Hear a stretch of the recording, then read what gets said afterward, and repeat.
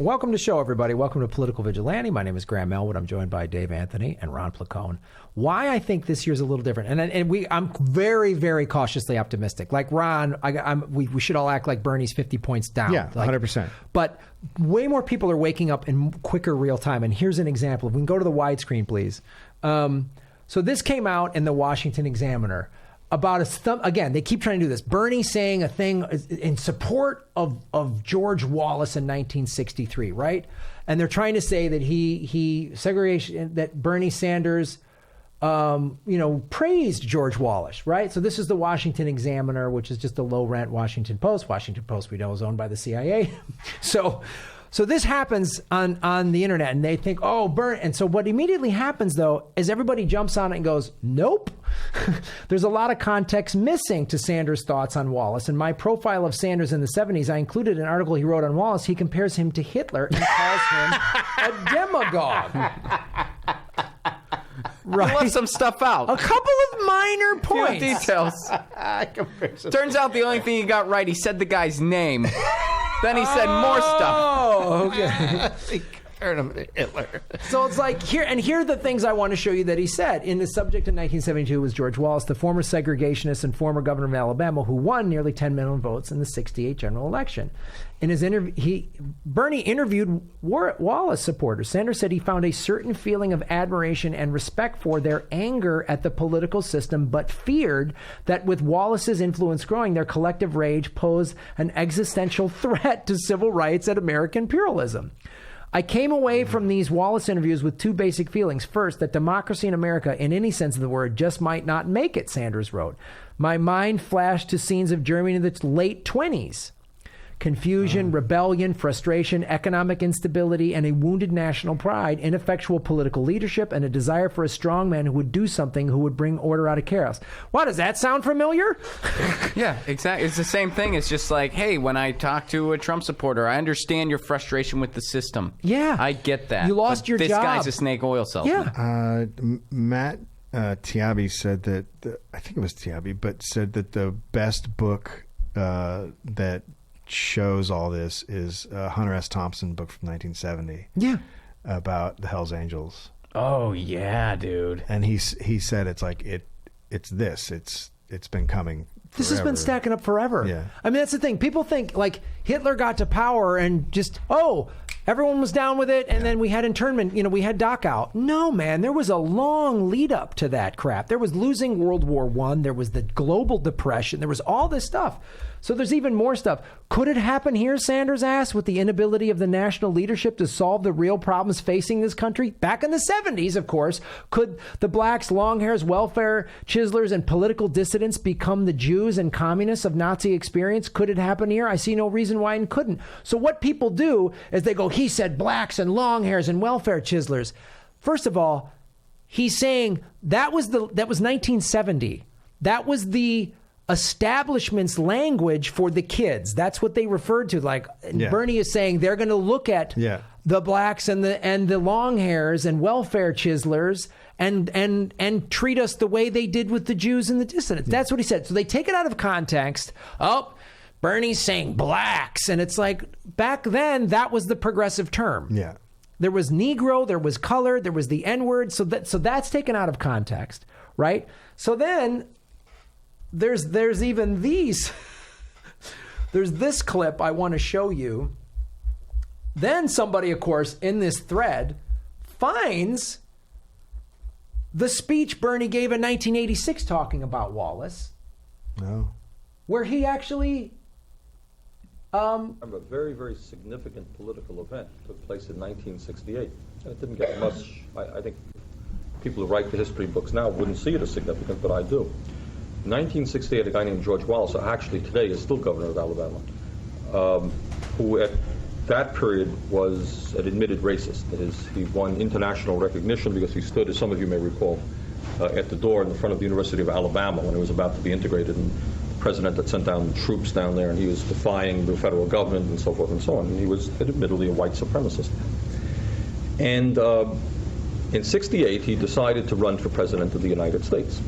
And all the very politically sophisticated people say, well, this is a joke. I mean, you have this admitted racist, and certainly he'll probably get some votes among white Southerners, but once he gets out of the South, he's going to be laughed, he's going to be laughed out of the ballpark. So he goes marching into Michigan for a Democratic primary. He's running a Democratic primary. And I think he lost the primary, I don't remember. He got an enormous amount of votes. And this was a very astounding phenomenon. People saying, I don't understand this. Here you have an admitted white racist running in a northern state, which was a liberal state or a moderate state, getting a tremendous amount of votes. What is going on? You say, that takes us to where we are today. And it was very shocking. Remember that, Rick? And then the word was out that there were a lot of white people, for example, who were not all that happy about the changes that were taking place in the civil rights movement. That in fact, America was a lot more racist than people had thought. And in fact, somewhere around that time came a study done by, during the period of when Martin Luther King was killed, around that period there was a study done on racism in the United States done by Kerner. I remember the Kerner Commission was called. And it really made the point that in fact racial feelings and racial hostility, racial prejudice was a lot deeper than people had, the academics if you like, had allowed themselves to believe. And I think what began to happen is as this becomes a So there, and then there's this whole thread. They keep going in and out. They go on to this. This person. Here's Bernie talking about Wallace was a white supremacist and won a lot of votes in 60 because of explicit racism. Bernie explains how the Wallace campaign influenced the Southern strategy and led to Reagan's rise. So, you got a message? I got Great job. Thanks, Graham. Stream's crushing it. But that's the thing. They put this crap out there, and then it leads to.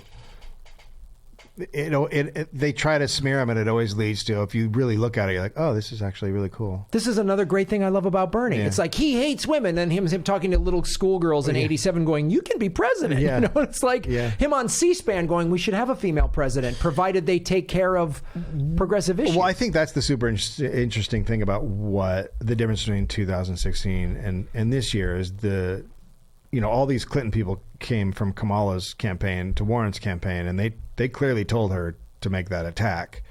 And it failed because every person, number one, he's the most popular politician in America.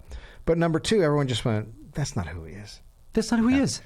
So they know. They already know. What they know about this guy is that he has a good heart and he's a good guy. You might not agree with his politics. You might not want to go that far, but I think they all think he's a decent person. He takes no money from the billionaires. And so those attacks are going to fail, and they're going to bounce back because, like you said, when the truth comes and there's more of it, it's like the Biden shit. When Biden with the because it happens the other way when he's like, "Oh, I'm good on Social Security." The fucking backlash is severe. Man, Biden got killed by that. Look at this. I think the Democratic Party could stand a liberal George Wallace, someone who's not afraid to stand up and offend people, someone who wouldn't pander but would say what the American people know in their gut is right. Biden said that. This is about George Wallace. Liberal George Wallace. A liberal George Wallace. What year is that? This is back in the 70s when he was saying all of his crazy crap. Because this is the thing. Like, and I think you're right. Because Kamala was the anointed one. She's going to win. Gone. Beto O'Rourke, he's gone. And what does it remind you of? Republicans 2016. Yes. It's, remember, Jeb, anointed one. Yep. Rubio, anointed one. They went through them all. They went through them, and right now we're going through them one by one. And now Biden's going down, and they're going to pick somebody else, and he'll go down. And because they put this crap like this on the Washington Post. A quarter of 2016 Sanders supporters now back Elizabeth Warren. What? Yeah, right. I mean, it's just insane. Find me one Bernie supporter that's now with Warren, especially after she lied and did that handshake nonsense. Like, it's backfiring. This is why I am. Yeah, her numbers are plummeting. Specifically, oh my God. I mean, in certain polls, like Warren's behind Klobuchar now. Yeah, she's literally running for VP at this point. Oh, she's trying to be Biden's VP. Yeah, because she knows it's too late for Bernie now. I mean, like there's this poll that just came out. This just came from Political Polls, the RCP average. Iowa, Sanders, 24.2%. He's got 3 points above Biden, and he's 10 points above Warren. So where I guess Wow. he's got 8 points in New Hampshire above Biden. I mean, Warren was right up there around the top like a month. They were and a half dead tied ago. for first place, all three of them. There was like a point or to half a point differential between all three of them. And Buttigieg, or whatever his name is, he dumped every cent he had into Iowa and New Hampshire. So this is it. This is it. If he loses, if he comes in third or fourth place, which he's done. He's done. He's done. He'll cash in. Yeah. And you'll see him start like jumping on the Biden train. Yes. Because Biden will come in second. He's gonna be gunning for VP. Yeah. Yeah. Yeah. VP, because he'll know there'll be plenty of wars with JoJo with Corn Pop 2020. Hey everybody, like, share, and subscribe. Hit the bell notification button. Even if you've done it before, YouTube is undoing that and they're unsubscribing people. Make sure you're subscribed. Share the videos out on your social media. Support what we're doing at patreon.com/Graham Elwood, rockfin.com/Graham Elwood, and come see Ron Placone and I on the road for the Progressive Comedy Tour. February, we're in Tucson and San Francisco. March, we are in Florida, Orlando, Tampa, and Miami. April, we are in Seattle and Portland, Oregon. And May, we are in Indianapolis, Detroit, and Cleveland. All my tour dates are at grahamelwood.com. We're probably coming to a city near you. Join us. You show up alone, you leave a part of a community.